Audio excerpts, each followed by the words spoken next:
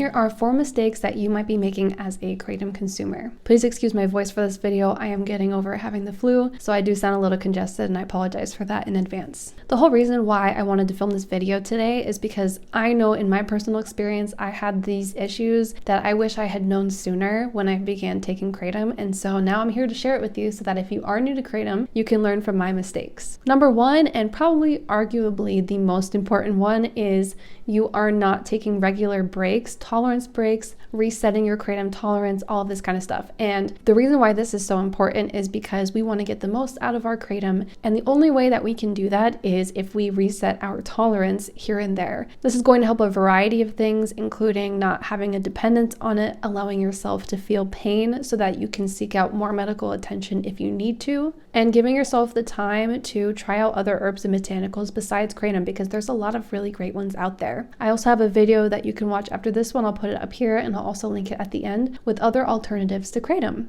Number 2, going off of that, is that you are not trying other herbs and botanicals along with your Kratom. So certain ones work really synergistically with Kratom, I find. So for example, if you deal with anxiety, adding some magnolia bark extract works wonders along with my Kratom serving. You can also try other things like turmeric and black pepper. That's really good for potentiating your Kratom, but also helping a lot of inflammation in the body. I have a favorite blend called Break Time Blend from Your Leaf Your Life, and that has hirsuta and javanica along with stem and vein. This is leading me into the number 3 mistake, is you're not trying stem and vein, crushed leaf, and the other forms and varieties of Kratom that exist. Crushed leaf does wonders for making tea, and I really enjoy it. I love to get my crushed leaf from Kraybot. Extracts have a time and place. I personally really enjoy Mint 45 extract. I'll put a link in the comments if you're curious about checking that out. Rotating these different varieties of Kratom and different parts of the plant ensures that we are not building a tolerance or a dependence to the plant, and it's really fun to change it up. And then the bonus benefit, which is going to lead me into the 4th mistake, is that you are not filtering or straining out the plant matter.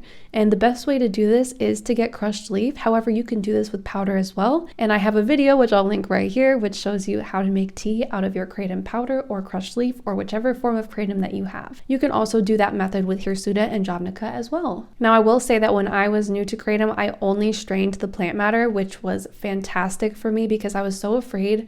I heard of the digestive upset that can happen if you don't strain out the plant matter, especially since I have Crohn's disease and IBS. I think that a lot of people don't know about this, especially when they're starting Kratom, or they don't know that that's a method that you can prepare your Kratom. A lot of people just think that powder, capsules, and extracts exist, but you can also find ways to make actual tea out of it, which I think is really beneficial to your gut, your intestinal lining, and it also helps me when I want to take a break from Kratom. I can slowly taper my strained amount, and it actually allows for a faster taper. I've definitely noticed that there is less of a dependence if you don't take the plant matter, and I do believe that you might be missing some alkaloids if you don't consume the plant matter. It's not so bad that it's not worth it to do it, if you know what I mean. I promise you, if you take these 4 mistakes and you work on them and you start incorporating them into your Kratom routine, you will notice a really positive difference. Let me know which of these mistakes you are making in the comments below. Let me know if you have any other mistakes that you think that Kratom consumers are making, such as